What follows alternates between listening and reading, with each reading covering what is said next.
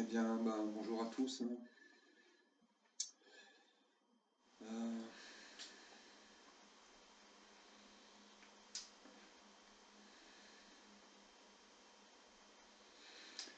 oui, je vais donc parfois poster des vidéos conférences, hein, pour partager avec vous mon enseignement de, non pas mon enseignement, mais mon amour de la sagesse. Les débuts sont toujours un petit peu difficiles.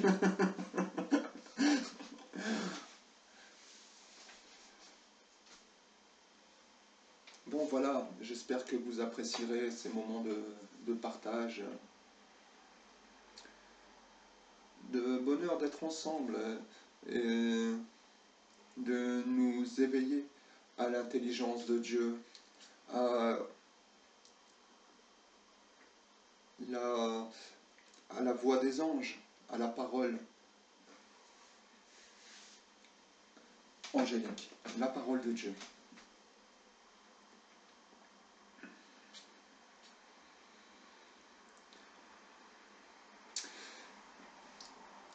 L'intelligence du monde des hommes,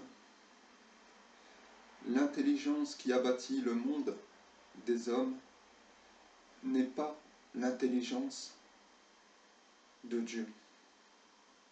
Dieu ne condamne pas le monde des hommes, il n'est pas négatif, il n'y a aucun problème. Vous savez, les hommes ont toujours des problèmes, mais en vérité, il n'y a pas de problème. Il faut se détendre,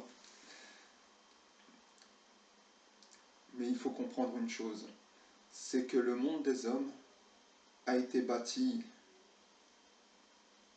sans Dieu, c'est-à-dire que l'homme a abdiqué sa conscience divine, sa divinité. Il a voulu bâtir un monde où Dieu n'était pas présent.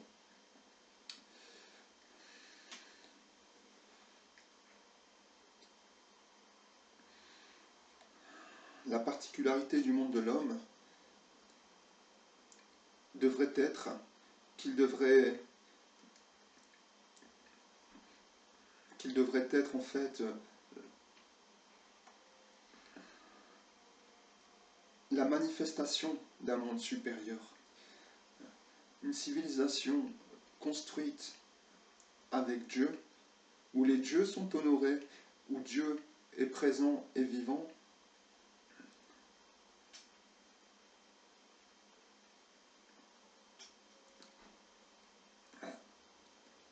C'est une civilisation lumineuse. C'est un âge d'or. Lorsqu'on parle d'un âge d'or, on parle d'une civilisation qui vit avec Dieu, non pas dans des abstractions, mais dans une réalité concrète. C'est-à-dire que le monde de l'homme est bâti, il est comme un reflet, si vous voulez, du monde divin. Il y a une respiration entre les mondes, une harmonie. Et on a notamment l'exemple de la grande civilisation des fils du soleil, hein, de l'Égypte antique, hein, qui n'est pas l'Égypte que l'on étudie, hein, car les égyptologues ne connaissent que le déchet de cette civilisation. C'est-à-dire que, effectivement, cette civilisation a chuté. Elle a été, le gouvernement de la lumière a été destitué, hein. Le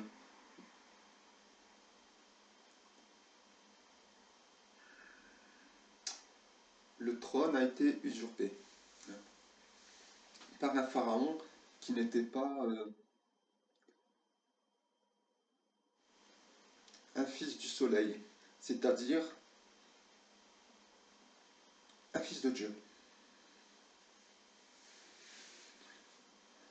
Donc il y a toute une lignée de, de fils du soleil qui ont, qui ont pris, qui ont trouvé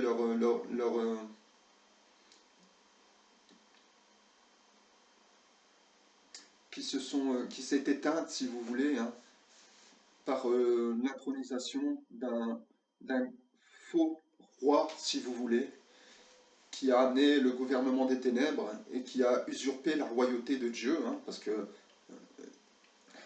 il n'y a que Dieu, hein, qui, qui est,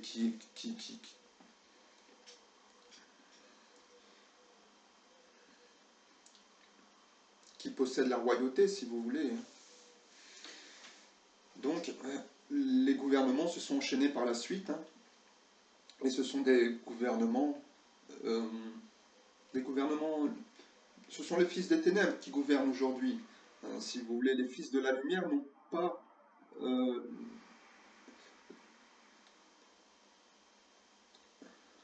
ont perdu des territoires. Et donc on est entré dans une longue période d'ignorance, d'inconscience, de ténèbres. Et les civilisations ont été construites sur des êtres qui ont volé la puissance à la lumière pour dominer les autres et vivre sur la terre en ayant la puissance, mais non pas au service de Dieu, mais au service de leur propre personne, de l'aspect mortel de l'existence, au détriment de l'immortalité, de la vie et du bien-être de tous les êtres. Je fais des rimes, mais je ne le fais pas exprès.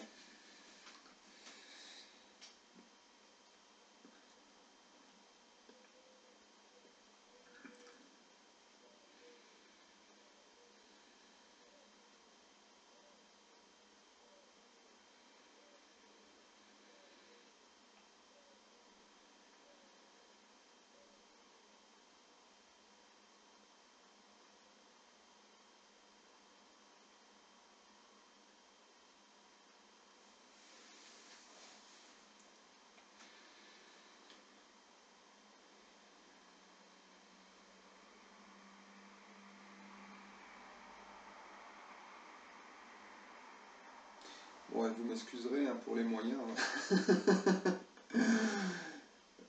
Euh, je fais les choses très simplement. Hein. Ma fenêtre est ouverte pour qu'il y ait un petit peu d'air. L'air est une divinité. Et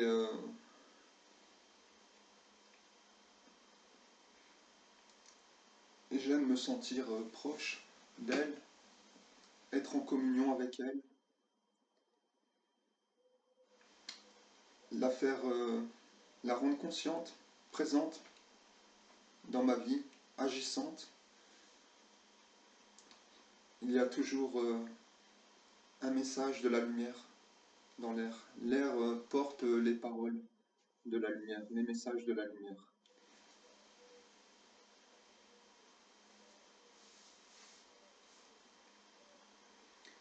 Et du coup, vous entendrez parfois passer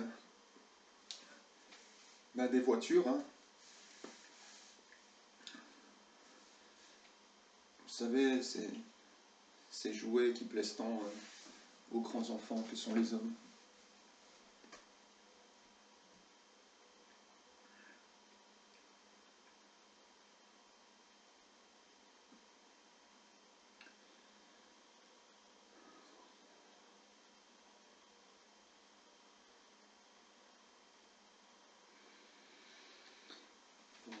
L'Égypte, si vous voulez, ce n'est pas du tout ce qu'on croit en fait. Hein. C'est une véritable civilisation. Je dis cela parce que, pour moi, mais je- évidemment, il faut être tolérant, il faut respecter tous les points de vue. Nous respectons tous les êtres. Hein. Nous, les Esséniens, nous sommes des êtres tolérants. Hein. Nous n'avons véritablement qu'un ennemi. Et nous ne sommes pas contre le monde de l'homme. Hein. Nous ne, nous sommes à l'aise partout. Les Esséniens peuvent vraiment voyager dans tous les mondes sans aucun problème. Il n'y a pas de, il n'y a pas de problème. Mais l'Égypte antique était une grande civilisation éminemment évoluée. C'était des êtres subtils, c'était des êtres ils vivaient avec les dieux. C'est-à-dire que ils avaient permis à Dieu ils avaient permis ils ont fait apparaître le visage de Dieu. Et non pas dans des abstractions, ils vivaient réellement avec lui. Lorsqu'ils ils étudiaient avec les dieux. Lorsqu'ils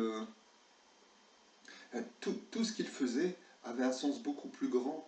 Tout était sacré. Il y avait véritablement une respiration entre les mondes. Euh, leur, leur architecture, elle est directement en, calculée par rapport aux étoiles, etc. C'est-à-dire qu'ils vivaient vraiment dans l'immensité. C'est quelque chose que l'on ne peut pas concevoir. Ils n'étaient pas enfermés dans le corps physique. Ils voyageaient la nuit, ils allaient à la rencontre ils voyageaient dans d'autres mondes, ils étaient conscients, ils, euh, ils perçaient les mystères, si vous voulez, ils étudiaient les mystères du cosmos. Ils avaient vraiment une conscience beaucoup plus large. Et c'est une science, il faut comprendre que c'est une science, c'est-à-dire que avec leur statut, par exemple, ce n'étaient pas du tout des idoles comme le pensent les musulmans. Les statues étaient vivantes, c'était des outils qui permettaient d'incarner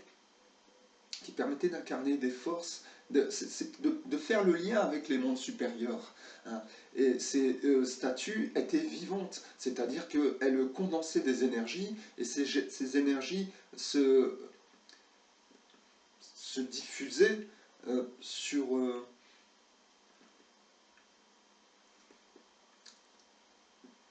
partout pour amener les forces de la lumière. Hein. Cela amenait la paix, l'harmonie, la force créatrice, c'est-à-dire que quand Dieu est présent, si vous voulez, c'est une énergie qui va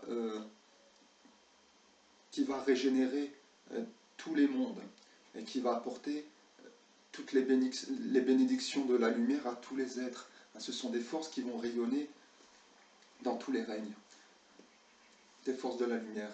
Mais tout était vivant, c'est-à-dire que l'enseignement était vivant, les rituels étaient vivants, les statues étaient vivantes. C'est pour ça que on dit, Jésus dit, il parle du Dieu des vivants, celui qui était vivant en Isaac, Jacob.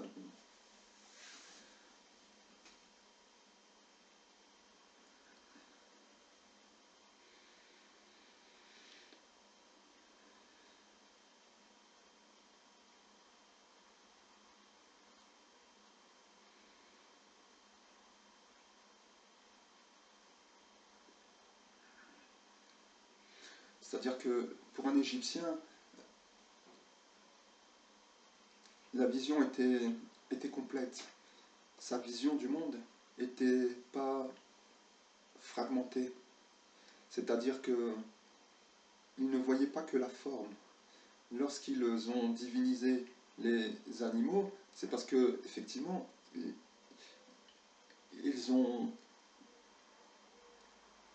ils voyaient des dieux, des divinités dans les animaux.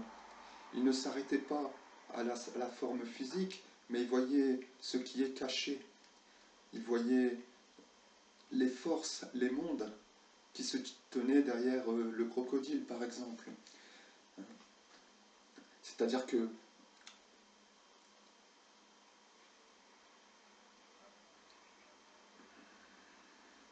derrière,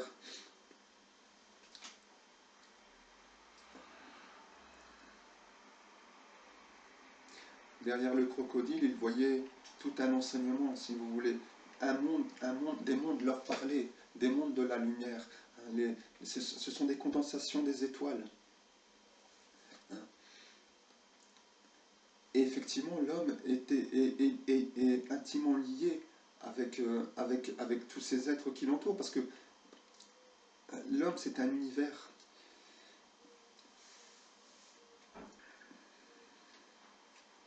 Et le crocodile, par exemple, était, je pense, lié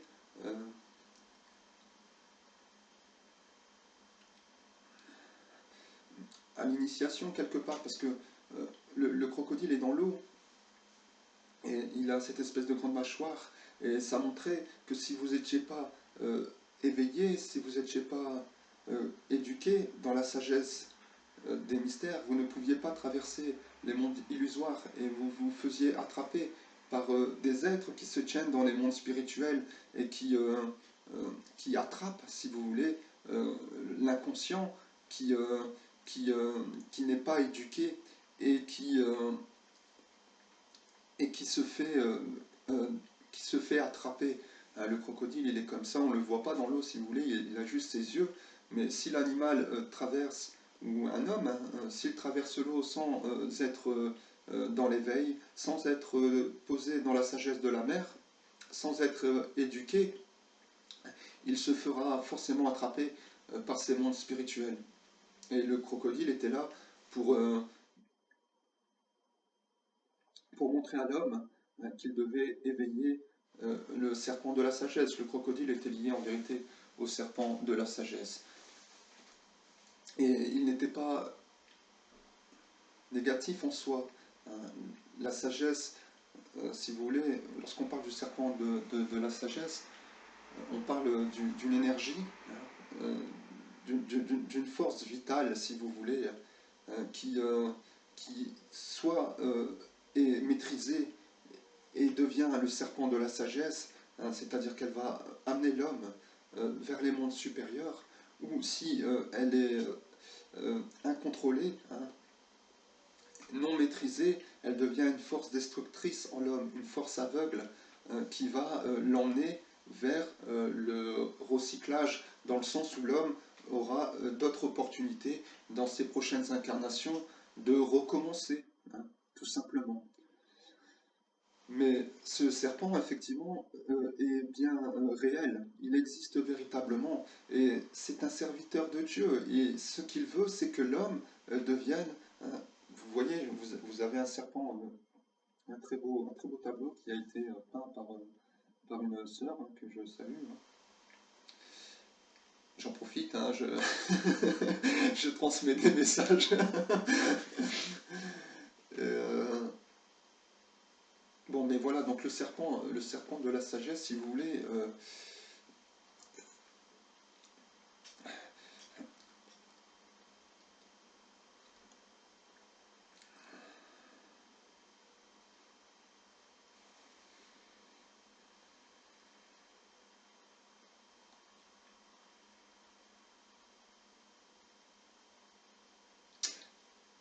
devient véritablement un allié lorsqu'il perçoit en l'homme la possibilité d'aller vers Dieu. Mais non pas dans des abstractions. Hein. Il faut comprendre que c'est une science. Hein. Je vais d'ailleurs vous lire quelques passages de l'Évangile essénien, de la Bible du Nouveau Commencement. Euh, Comme ça, très simplement, hein, c'est pas quelque chose que j'ai préparé. J'ai fait le culte de la lumière ce matin et c'est le psaume hein, qui m'a été révélé. Donc, je, je souhaite partager avec vous quelques passages. Donc, voilà, pour ceux qui ne connaissent pas, la Bible du Nouveau Commencement, hein, la Bible essénienne. C'est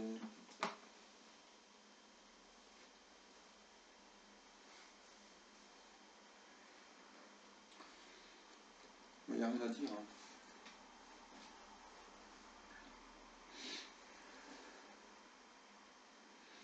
Donc, le psaume, le premier, je vais le lire. Et en fait, il s'agit, pour ceux qui veulent éventuellement étudier les paroles de Dieu, hein, puisqu'il s'agit des paroles de Dieu. Vous comprenez bien qu'aucun homme ne peut écrire euh, un, un livre pareil.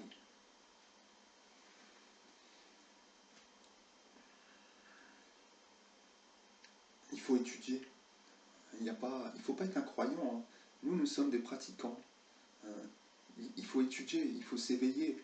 Il ne faut pas être là, Dieu, Dieu, Dieu. Non, non, c'est des lois. Il faut éveiller l'intelligence, il faut éveiller le discernement, il faut appliquer les lois, il faut obtenir des résultats, il faut avancer, il faut expérimenter, il faut chercher, on a le droit de se tromper, on peut faire des erreurs, il n'y a pas de problème. Bon. Donc c'est le psaume 95 de l'archange Uriel. Si tu veux trouver Dieu, déjà il dit si tu veux trouver Dieu, donc quelque part l'archange il te dit il n'y a pas de problème, si tu ne veux pas le trouver, ne le cherche pas. C'est simple, la vie elle est simple. Il ne faut pas se compliquer, il faut pas se compliquer la vie. Et surtout, c'est l'archange Uriel qui nous donne une parole incroyable lorsqu'il nous dit « Sois libre de peur ». C'est une parole mantrique qu'il nous a donnée. Et c'est grand. Et je vous invite tous à être libres de peur. Ne croyez pas que c'est simple, parce que le monde de l'homme est bâti sans Dieu et il gouverne par la peur.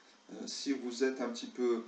Si vous entrez dans une certaine méditation, dans une réflexion, hein, vous comprendrez comment fonctionnent les êtres qui gouvernent à travers les chefs d'État, si vous voulez. Hein, mais c'est toujours, comprenez bien que c'est toujours des mondes invisibles qui se manifestent à travers l'outil de l'homme. Hein. C'est-à-dire que les mondes, ce que l'on voit dans le plan physique, c'est une confirmation de choses qui existent dans des mondes subtils. Donc les choses, si vous voulez, demandent à être confirmées. Et l'homme a le pouvoir, justement, parce qu'il marche sur la terre et qu'il est un intermédiaire entre les mondes, hein, entre les règnes. Il a effectivement le pouvoir de faire apparaître les mondes, de les concrétiser dans le plan physique. Hein. C'est pour ça que l'homme est évidemment un instrument. Il n'est pas supérieur aux animaux, aux végétaux ou aux minéraux, mais il a, de par sa fonction, il est un élément clé, car il est véritablement au centre de la création. Et c'est lui qui permet, si vous voulez, à ce que la lumière puisse descendre jusque dans les profondeurs de la terre, ou alors il permet à ce que ce soit les ténèbres qui gouvernent. C'est-à-dire, c'est quoi les ténèbres? Mais c'est simplement l'inconscience, c'est simplement de vivre pour la mort, c'est-à-dire pour le corps, de ne pas parce que si vous voulez, derrière la matière, il y a les ténèbres, le néant. Le chanteur, il disait les fleurs, je t'offre des bonbons parce que les fleurs, c'est périssable. Mais en vérité, le corps est périssable. Et la matière,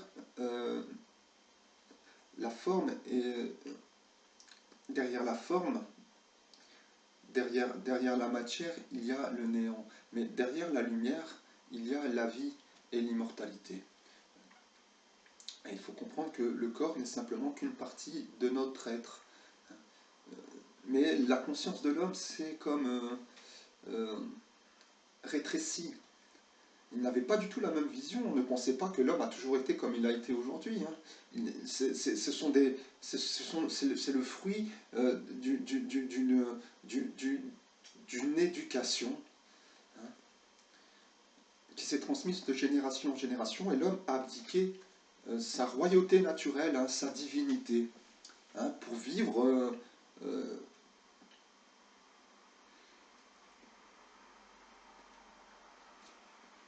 comme il l'entendait.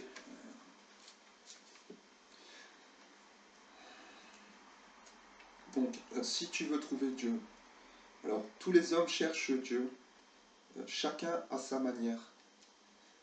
Les plus proches de lui essaient de contempler son visage à travers la nature. Dans l'animal, ils s'efforcent de découvrir la vertu de Dieu. Dans la fleur, c'est le parfum de Dieu qu'ils cherchent à capter. dans la pierre sa stabilité. S'ils tournent leur attention vers les anges, c'est pour entendre et comprendre le message sage de Dieu. En s'approchant des archanges, ils espèrent pouvoir atteindre et vivre la grande sagesse de Dieu. Mais l'homme ne peut trouver Dieu que dans sa propre vie. Mais je vais lire d'autres passages. Alors, le deuxième verset dit « L'homme est Dieu sur la terre. » L'homme est Dieu sur la terre. Il n'y a pas de plus belle et magnifique représentation d'un monde supérieur que la manifestation de l'homme sur la terre.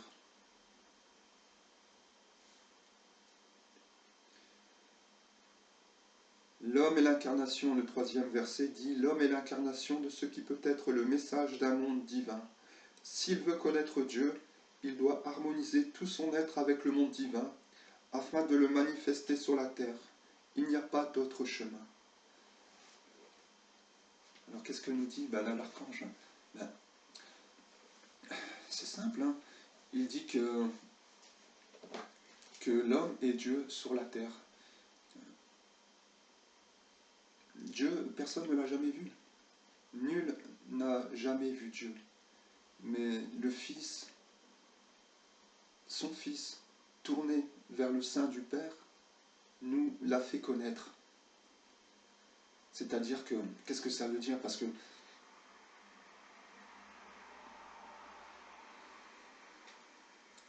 lorsqu'on parle du Fils de Dieu, on ne parle pas simplement de Jésus, on parle d'êtres qui ont incarné Dieu dans leur vie.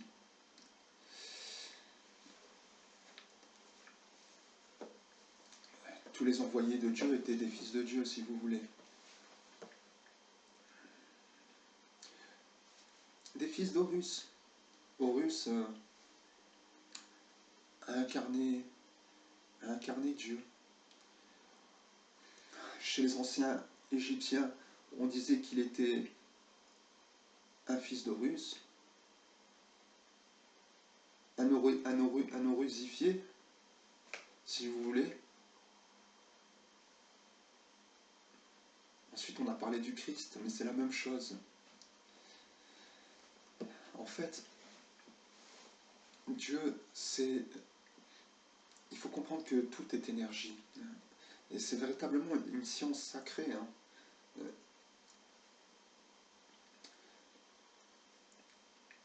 Lorsqu'on parle des 7 jours de la création, je lirai d'autres passages après.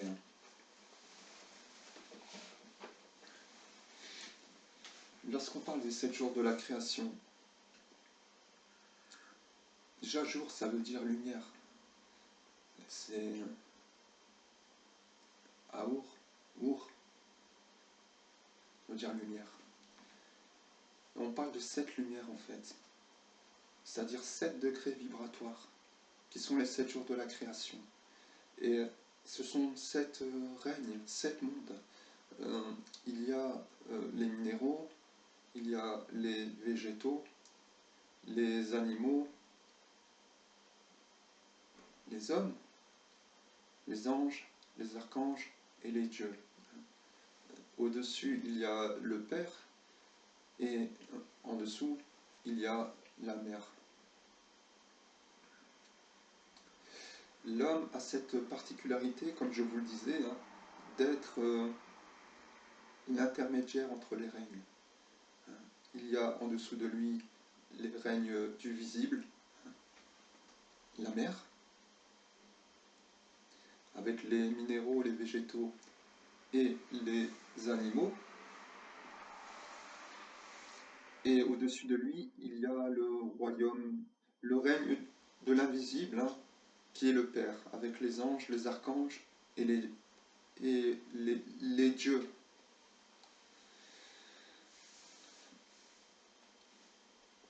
Et l'homme a la faculté, justement, de pouvoir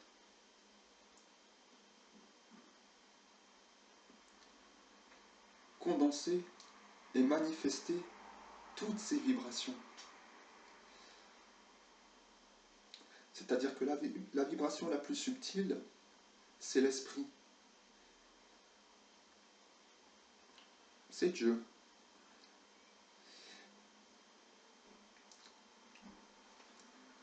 Et à l'opposé, à l'extrême opposé, il y a la vibration la plus dense, c'est-à-dire la matière.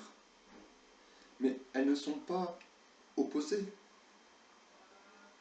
Simplement, la matière s'est éloignée de la source première de toutes les vibrations qu'on appelle Dieu.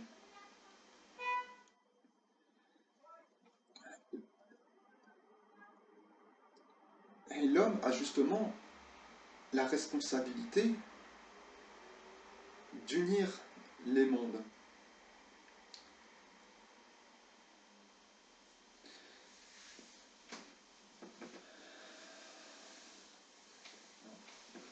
Vous m'excuserez. Vous voyez, c'est très simple. Hein.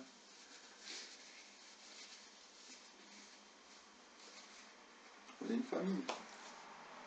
Unis. On est unis comme les 5 doigts de la... Comme les cinq doigts de la mano. Une fois j'ai vu ça dans un film. Film de gangster. El Barrio. Unis comme les 5 doigts de la mano. Bon bref.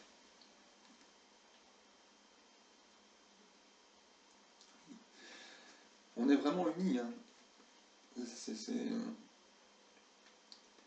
C'est une vérité.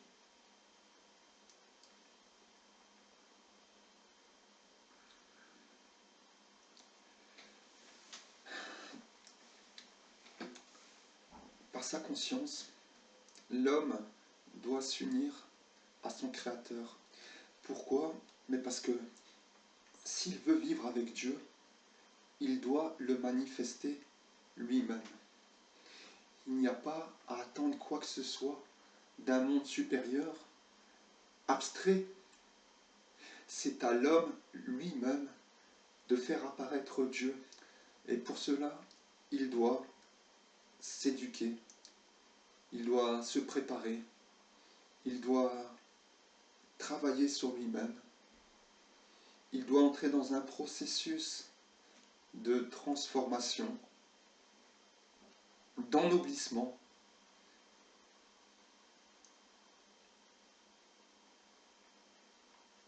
d'élévation, d'éveil, de conscientisation pour atteindre des sphères super, pour pouvoir recevoir des forces de plus en plus subtiles et se rapprocher de Dieu afin de le manifester sur la terre, pour que ce qui est en bas soit comme ce qui est en haut.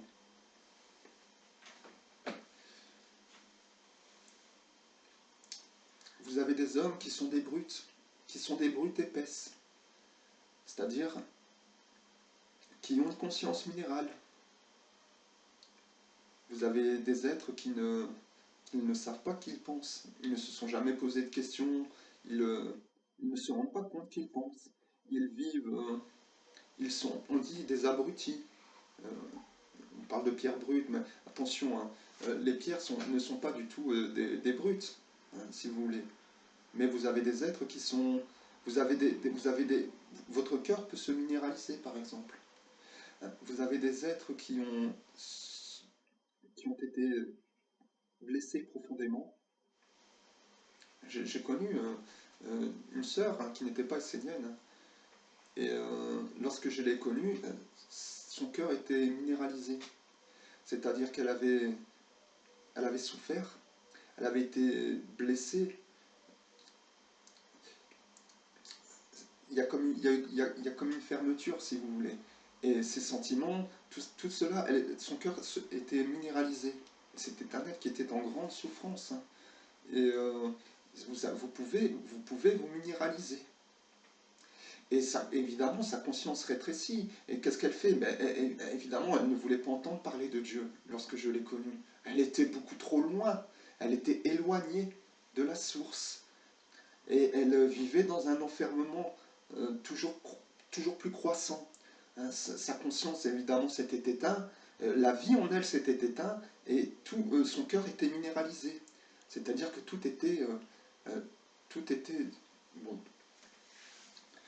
elle va beaucoup mieux maintenant parce que y a une lumière qui est entrée en elle. Une petite, mais c'est suffisant pour changer toute, pour éclairer, pour une flamme, une petite flamme, une bougie, hein, tout simplement. Dans l'obscurité, ben, c'est un soleil, hein, mais il n'en faut pas plus. C'est déjà une étincelle de conscience. Et ensuite, elle cheminera dans d'autres vies, et puis les choses s'amélioreront.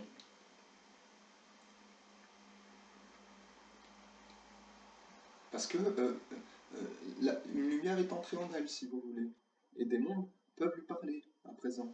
Elle est plus sensible. Elle est. Lorsqu'on. Qu'est-ce que doit faire l'homme? Mais je vais vous le dire. Parce que j'aime l'évangile essénien. Parce que les paroles sont vivantes. Et c'est très bien dit. Et moi, je suis comme vous. J'étudie la parole de Dieu. Je n'ai pas tout, je n'ai pas le savoir. Je- Olivier disait très justement que dans le monde de l'homme, si vous dites je ne sais pas, c'est pas bon. Il faut toujours faire croire que l'on sait, hein, qu'on a le savoir. Moi, je dis souvent je ne sais pas. Mais moi, je peux vous dire que beaucoup d'hommes ne vous diront jamais je ne sais pas. Ils vous diront n'importe quoi. Ils vous mèneront en bateau. Ils vont dire oui, oui, pour sauver les apparences, si vous voulez. Ils n'auront jamais l'humilité, l'honnêteté, le- la droiture, le respect des mondes plus grands, le sens du sacré de la parole, de vous dire je ne sais pas. Ils vont vous baratiner, ils vont vous dire tout et n'importe quoi pour ne pas paraître médiocre. Mais je trouve que c'est grand de dire je ne sais pas. Alors dans le monde divin, si vous dites je ne sais pas, vous serez apprécié, car il faut être humble. Euh, nous avons un savoir qui est, bon, donc dans le monde avec le monde divin, non, moi je ne sais pas. Par contre, voilà, et c'est vrai que dans le monde de l'homme, c'est très mal vu d'avouer qu'on ne sait pas.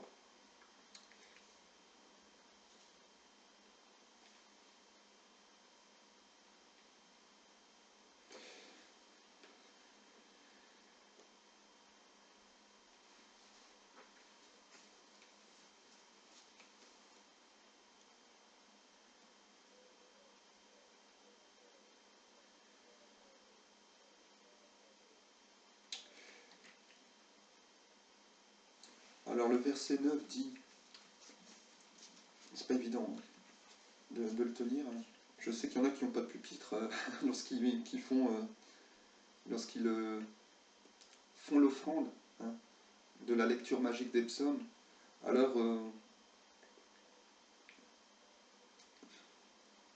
il faut le tenir à une main dans ces cas-là. Il n'y a pas d'autre choix. Alors, verset 9. Révèles-tu la perfection ou le chaos? Ton corps, là il dit, ton corps est-il une expression de la décadence et de l'instabilité des mondes? Ou est-il la permanence de la lumière et de la sagesse des mondes supérieurs? L'archange Raphaël nous demande d'étudier notre corps comme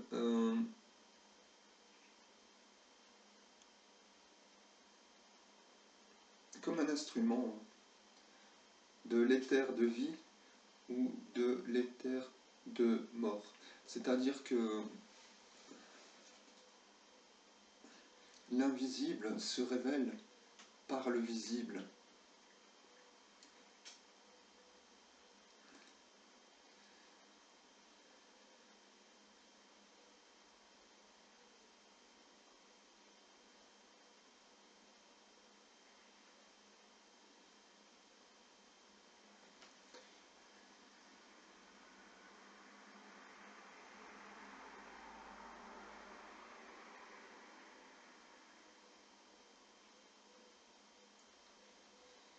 Je poursuis, hein.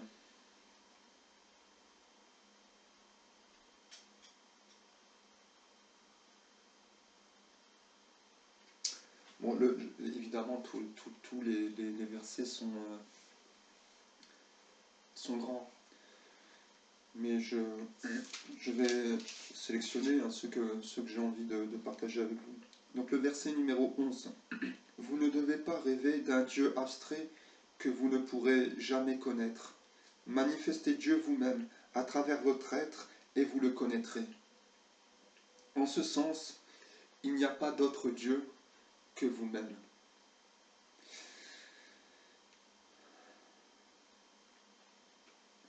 Alors je poursuis avec le verset. Et oui, évidemment, ça peut heurter certaines sensibilités religieuses, hein, je le conçois. Mais parce que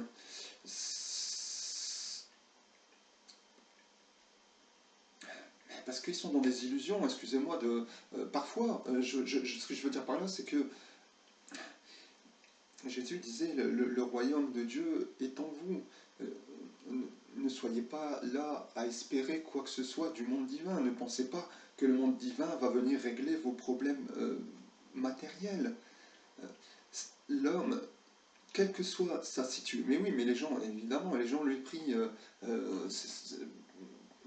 Père, fais que je puisse trouver un travail, fais que je puisse acheter une voiture.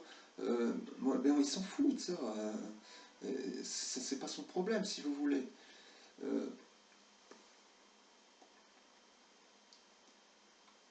c'est vraiment la conscience de l'homme. Elle a chuté, hein. Elle a vraiment chuté. Parce qu'il il ne perçoit plus la grandeur, il ne peut plus concevoir l'immortalité. Il est, il est, il est, il est animé par la peur l'a envahi parce qu'il s'est enfermé, parce qu'il a sa conscience est limitée au corps. Et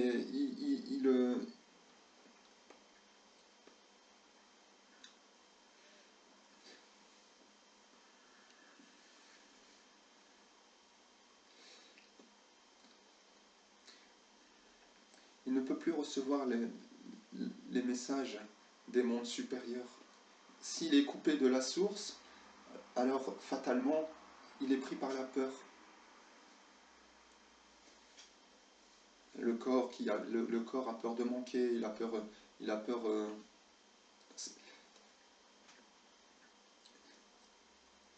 Il ne connaît plus les lois.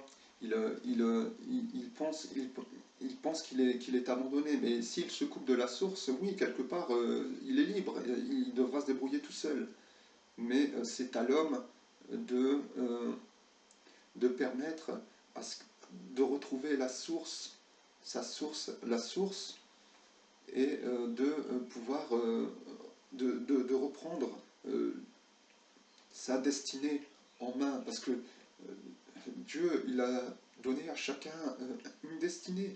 Il a donné des capacités, il a donné une terre intérieure, il a donné une richesse, mais à chacun d'entre vous. Alors évidemment, il y a des êtres qui sont là, ils ont des difficultés matérielles, etc. Euh, je ne nie pas qu'elles sont réelles, mais c'est une éducation. Est-ce que vous appliquez les lois de Dieu? Moi, je peux vous dire que ce n'est pas le cas. Mais je peux vous dire que même chez des Esséniens, euh, certains, il y en a beaucoup qui cultivent encore de grandes illusions. Mais ça n'est pas négatif. Le problème que nous avons, c'est que nous avons été mal éduqués et que nous sommes comme des pionniers, une période charnière, si vous voulez. Et c'est très difficile de se débarrasser euh, de, de, de tout ce que l'on a mis en nous. Euh, nous avons encore beaucoup de concepts qui nous empêchent d'être libres. Et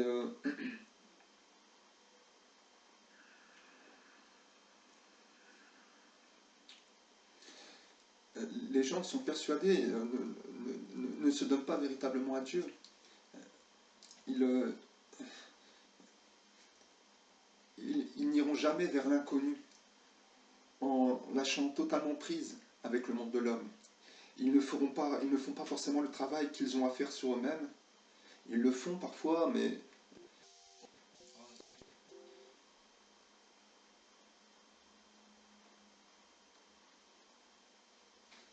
moi je vois que la batterie de l'ordinateur est faible.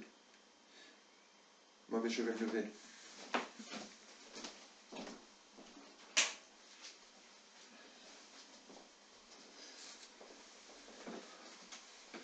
Là, j'ai rallumé la prise.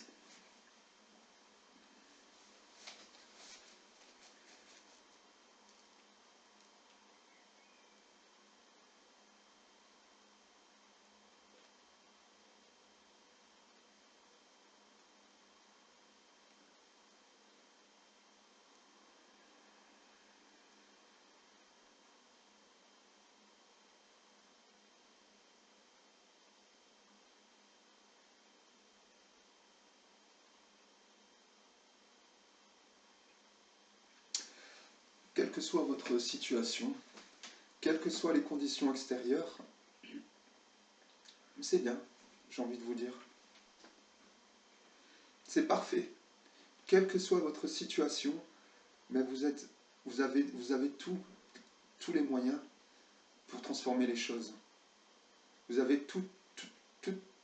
Ah, évidemment, il faut entrer dans l'enseignement, il faut entrer dans la ronde des archanges, il faut étudier, il faut appliquer, il faut mettre en place les outils, il faut entrer il faut perfectionner, il faut, comment dire, il faut éveiller ses sens, il faut vraiment travailler pour permettre à la sagesse de venir vivre en vous. Il ne suffit pas de la demander. Personne ne va vers Dieu en étant, sans être éduqué.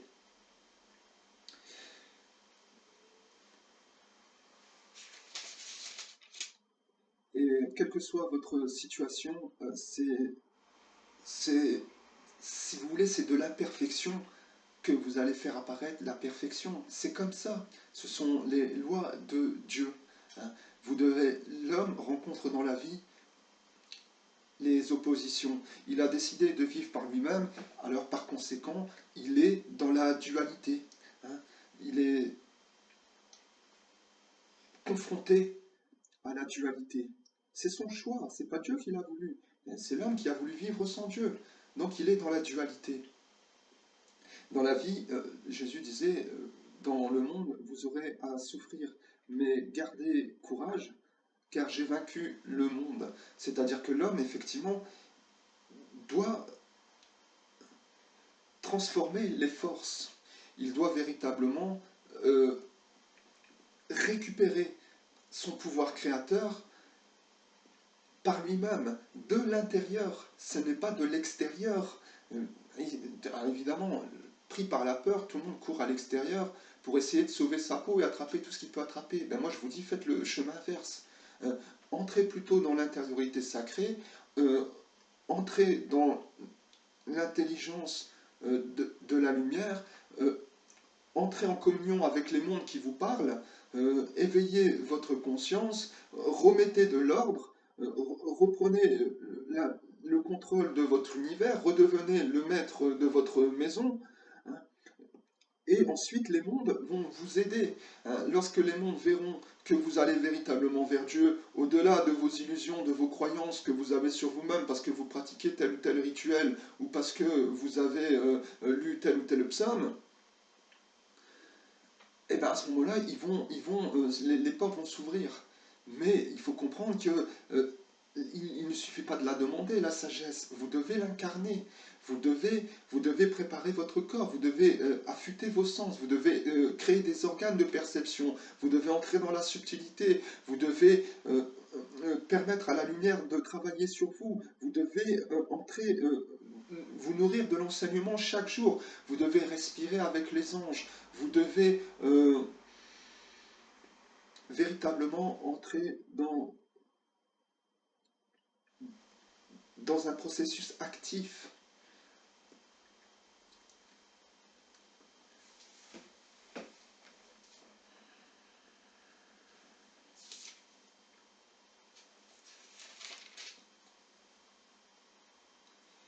Ah, j'ai perdu la page, c'était psaume 95. Ben, je vais continuer, hein.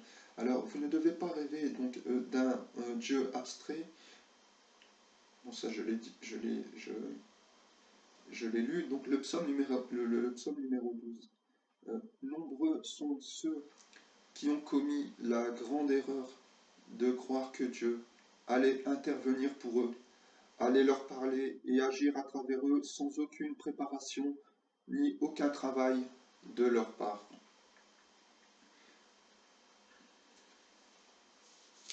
Bon, ensuite, je passe ce passage.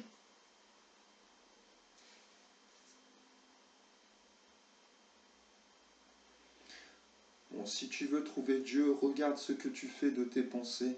Tu dois les clarifier à la source même de toute pensée et de tout enseignement divin sur la terre. Si tu veux trouver Dieu, regarde ce que tu fais de tes pensées. Il y a une responsabilité de l'homme quant à ses pensées. Vous, dans le monde de l'homme, vous pensez qu'une pensée, je ne le fais pas exprès, au lait, vous pensez qu'une pensée, ça n'est rien, mais c'est vivant. C'est pas parce que ce sont des mondes, ce sont des êtres. Vous devez concevoir que vous êtes quelque part une divinité et que vous vous trouvez au centre d'un univers. Et c'est à vous de gouverner votre univers. Des êtres viennent vous voir.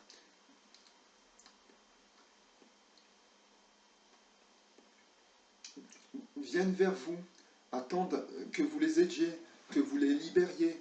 Vous avez des êtres parfois qui peuvent venir de l'extérieur, mais c'est des mondes qui viennent vous parler. Ils attendent que vous ayez la bonne attitude, le bon comportement, la pensée juste, que vous leur ouvriez la porte de la libération. Vous ne devez pas rejeter ce qui vous met mal à l'aise, ce qui vous blesse. Au contraire, vous devez, comme le disait Jésus, tendre l'autre joue, c'est-à-dire aller voir dans l'invisible pour dénouer les liens, pour libérer les forces, pour les conduire dans la guérison, dans la libération, vers la libération, hein, dans la grande sagesse de Dieu. Tout cela est vivant. C'est à l'homme de remettre de l'ordre dans sa vie. Et ensuite, il pourra maîtriser les événements et être à même de manifester ce qu'il est, hein, ce qu'il croit au plus profond de lui, et de réaliser sur la terre ce pourquoi il est venu. Mais ce n'est pas un travail que l'on fait comme ça, une petite méditation de temps en temps, hein. Il faut véritablement libérer la terre de toutes les mauvaises semences, déraciner de mauvais arbres qui ont donné de mauvais fruits, pas juste couper les branches. Il faut vraiment purifier la terre, il faut l'aérer, il faut l'arroser, il faut lui permettre d'être fertile pour recevoir de nouvelles semences. C'est un travail qu'il faut faire en profondeur et qu'il faut, évidemment, c'est une discipline de vie, c'est un art de vivre, hein.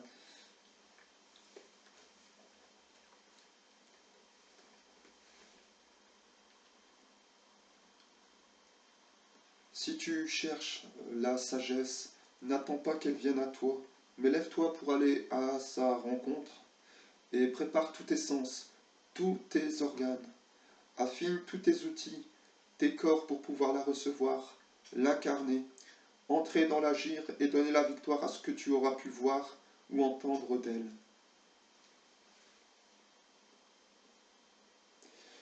Mais ben, je continue là. Beaucoup d'hommes attendent passivement qu'un événement se passe, que quelque chose agisse à leur place et fasse le travail. Rien ne se produira. Car même si la sagesse vient te visiter, comment feras-tu pour ouvrir la porte de ta maison si tout est rouillé? Rappelle-toi, rien ne doit être abstrait et tu ne dois jamais aller chercher la lumière dans un monde abstrait. C'est en préparant ton corps, en organisant ce que tu as, que tu obtiendras ce que tu n'as pas. C'est à travers le visible que l'invisible se révèle. Le monde de l'homme a sa particularité. Il doit être l'incarnation et la manifestation d'un monde supérieur. Non seulement il doit l'incarner, mais le porter, le faire vivre en lui. Ainsi tous les règnes de la mer peuvent trouver leur place, leur harmonie avec l'homme. Et à travers lui, un monde supérieur divin, le visage du Père apparaît alors sur la terre, à travers l'homme, et chacun peut le voir à travers le chemin, et trouver, le chemin de la paix.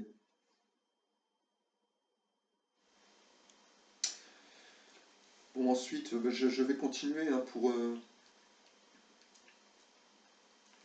qu'il y ait un maximum de clarté. Hein. L'homme peut chercher la sagesse auprès des mondes supérieurs. Il peut se diriger vers le haut pour se purifier. Mais il doit toujours se rappeler que c'est une science véritable.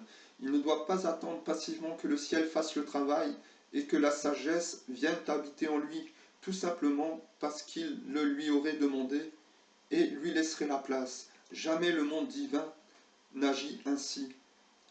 C'est à toi de devenir sage pour que la sagesse soit avec toi.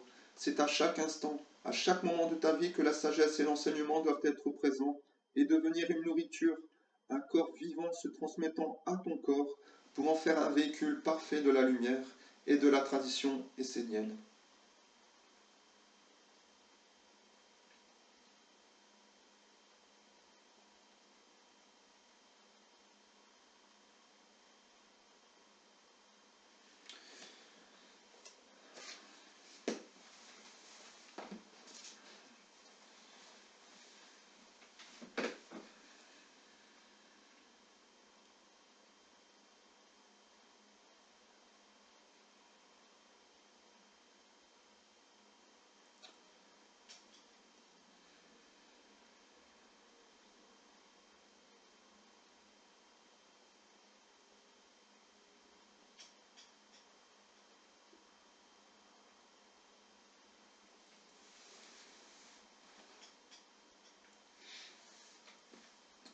Bon, est-ce qu'il y a un Dieu Oui, il y a un Dieu, mais personne ne l'a jamais vu. Ce que je veux dire par là, c'est que ne soyez pas dans des croyances illusoires.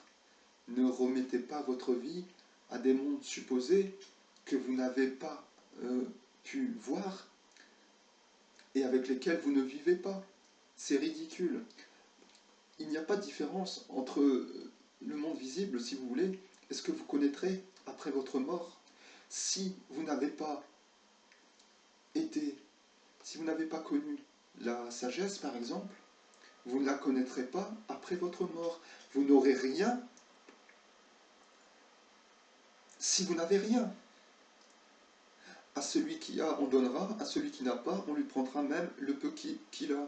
Ne parlez pas de paix si vous n'êtes pas véritablement en paix, si vous êtes dans des conflits intérieurs, si à la moindre occasion vous manifestez des mondes violents et non maîtrisés. Il peut être parfois bénéfique de dire à un abruti, tu es complètement abruti, afin qu'il s'éveille. Ça ne marche pas toujours. Parfois c'est bon, mais la maîtrise est essentielle.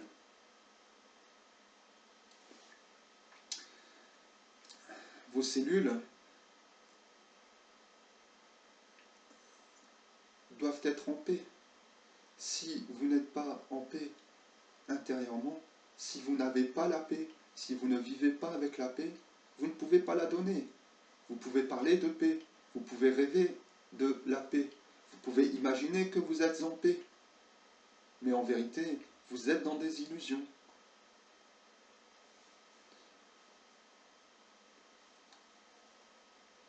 Les mondes se révèlent à travers votre corps.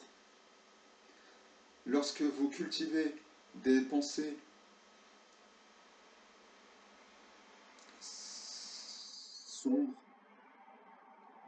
travers un être. À un moment donné, les mondes avec lesquels vous vivez vont apparaître et se manifester dans le plan concret, et tout le monde pourra voir avec qui vous êtes associé dans la vie. Si vous êtes véritablement avec les mondes divins, alors dans votre vie, vous allez manifester les mondes divins.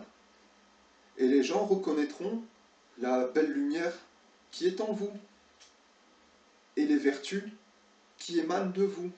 Non pas dans des concepts que l'homme se fait de telle ou telle vertu, car les hommes politiques vont faire la guerre en parlant de paix. Mais ils ont profané l'être de la paix. C'est-à-dire que les mondes qui parlent à travers eux cachent leurs véritables intentions à travers de belles paroles,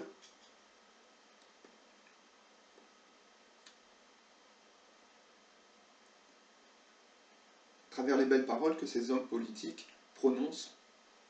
Peut-être certains sont de bonne foi, mais une grande majorité d'entre eux ne le sont pas. Ils savent très bien ce qu'ils font et ils sont devenus des professionnels du mensonge. Ce que je veux dire par là, c'est que sortez de vos illusions, de vos concepts. La paix est un être vivant. Il viendra habiter avec vous si vous lui permettez d'entrer dans votre maison. La lumière viendra si vous ouvrez la porte. Un premier, un premier rayon va illuminer votre vie, et ensuite, plus vous ouvrirez la porte, plus elle sera présente et plus elle éclairera votre chemin. Mais ne soyez pas dans des illusions, ne pensez pas que parce que vous pratiquez telle ou telle religion, vous allez devenir sage, vous allez être un être de paix, que vous allez manifester Dieu dans votre vie, que vous allez vous libérer, que vous allez entrer dans la maîtrise. Si vous ne faites pas, celui qui ne travaille pas sa terre intérieure, il peut dire ce qu'il veut, mais il n'est pas, personne n'est parfait. Personne ne peut dire qu'il est parfait s'il ne travaille pas sa terre intérieure. Ce n'est pas possible. L'homme a véritablement, c'est sa responsabilité de remettre les choses en ordre et de prendre en compte tous les mondes qui vivent autour de lui, en étant comme un libérateur, si vous voulez, un sauveur, un être de générosité qui marche vers Dieu, mais il n'y va jamais seul. Il doit considérer tous les mondes qui viennent vers lui, tous les êtres qui vivent à travers lui. Et je vous dis que peu importe la situation dans laquelle vous vous trouvez, c'est à vous de faire le travail qui vous est demandé. Et si vous le faites véritablement, que vous entrez véritablement dans un chemin dans l'idée de prendre soin de tous les êtres et de vivre pour le tout, et bien à ce moment-là, vous obtiendrez des résultats. Et les mondes ensuite viendront vous aider à aller vers Dieu et accomplir ce pourquoi vous êtes venus sur la terre. Vous pouvez très bien ne pas suivre ce chemin et penser que vous avez acquis des choses dans le monde des hommes. Mais en vérité, tout arbre qui n'a pas été planté par mon Père, disait Jésus, sera déraciné.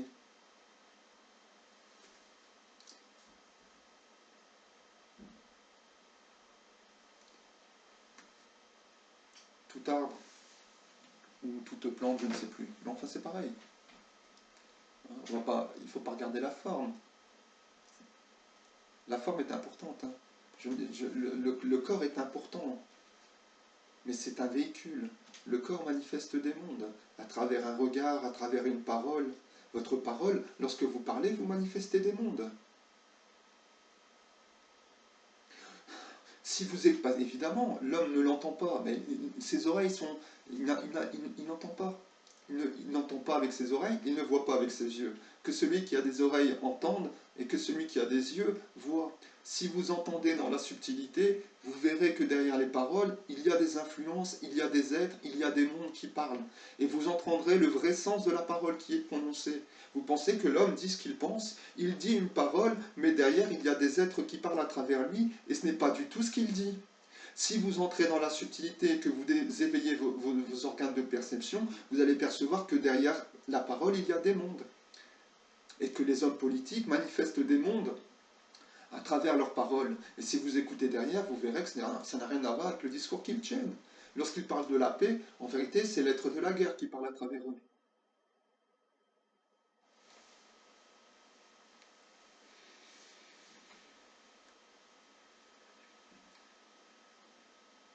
Bon.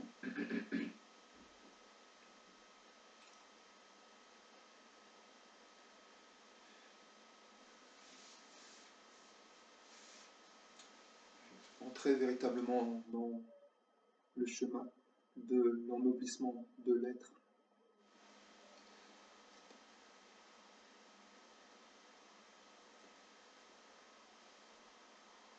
Et efforcez-vous de donner un corps à Dieu afin qu'il puisse vivre avec nous. Si vous voulez manger un bon repas, vous devez le préparer vous-même. Choisir les meilleurs ingrédients, choisir les meilleurs ingrédients, les assembler selon des lois, des règles, une science, une sagesse, un discernement.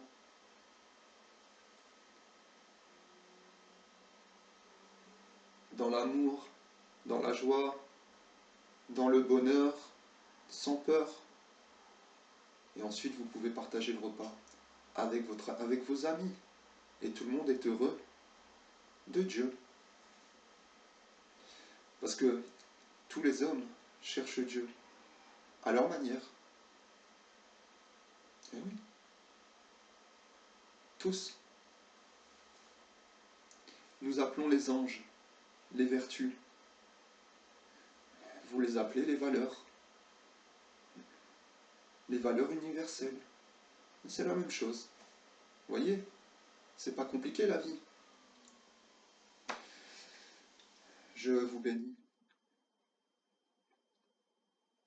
Dans l'amour de Dieu, dans la simplicité et la vie belle. À bientôt.